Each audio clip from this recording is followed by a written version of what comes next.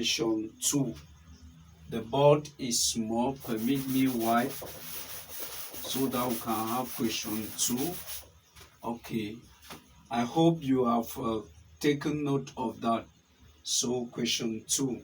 Question 2 says that in figure 1, a charged metal sphere A is hung from an insulating string, full stop. Another charged sphere B on an insulating rod is then placed close to A as shown.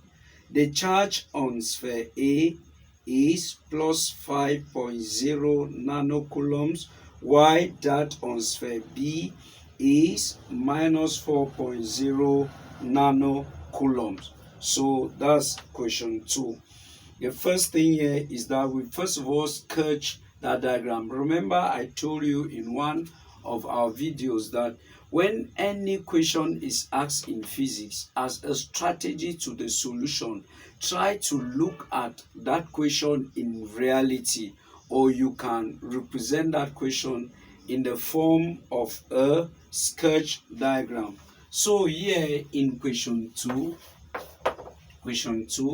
we are given a diagram. We have a diagram. We have that. We have a string that has been tied at an angle to the horizontal. This string has a metal sphere which is called A. That's a metal sphere. And there's another metal sphere here that is called B. Okay, and their distance apart, we have the center, their distance apart is actually 3.5 centimeter. 3.5 centimeter. Okay, good. So we have this is an insulating rod. Insulating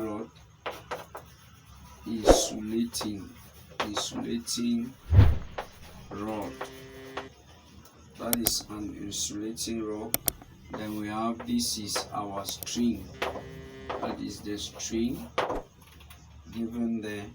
Okay, now we are asked in A of question 2, draw the two spheres and show the electric field pattern around them. Okay, permit me wipe this way so that we can have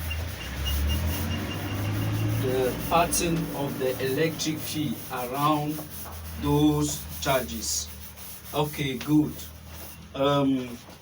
Now here that's that A of number 2. Two charges are given to us. We have a positive charge and also a negative charge.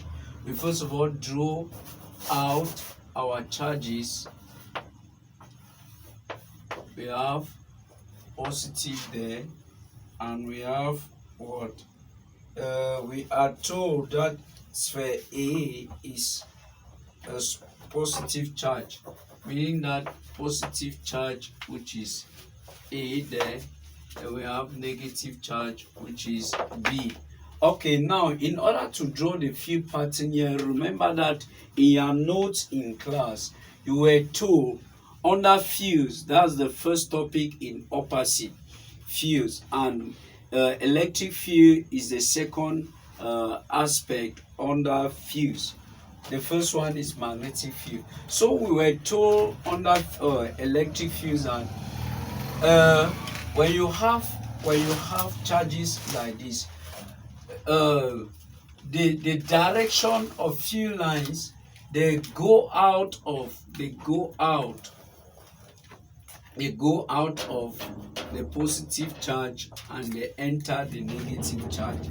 So go out of the positive charge and they enter the negative charge. So we have another one there like that, goes out and enters the negative. Then we have goes out, enters the negative, goes out, enters enters the negative. Good. So we continue. It also goes out that way, goes out like that. It is entering, this is actually a negative charge. So the field lines, they enter there, electric field lines, they enter. Then here the field lines, they go out, or since is a positive charge. So that is actually the field pattern, because we were asked in the question, draw the two sphere and show the electric field pattern around them. Okay, these are the two sphere, charge sphere, and this the electric field pattern around that. So I think it's clear. Then we come back to our diagram, which is figure 1. Okay, we use this diagram in order to solve the B part of this question.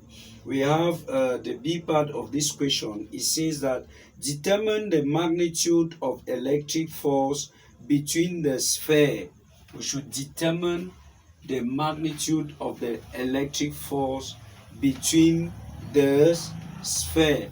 Okay, we need to ask ourselves, what relationship does the magnitude of the electric force has with the charge? You remember Coulomb's law.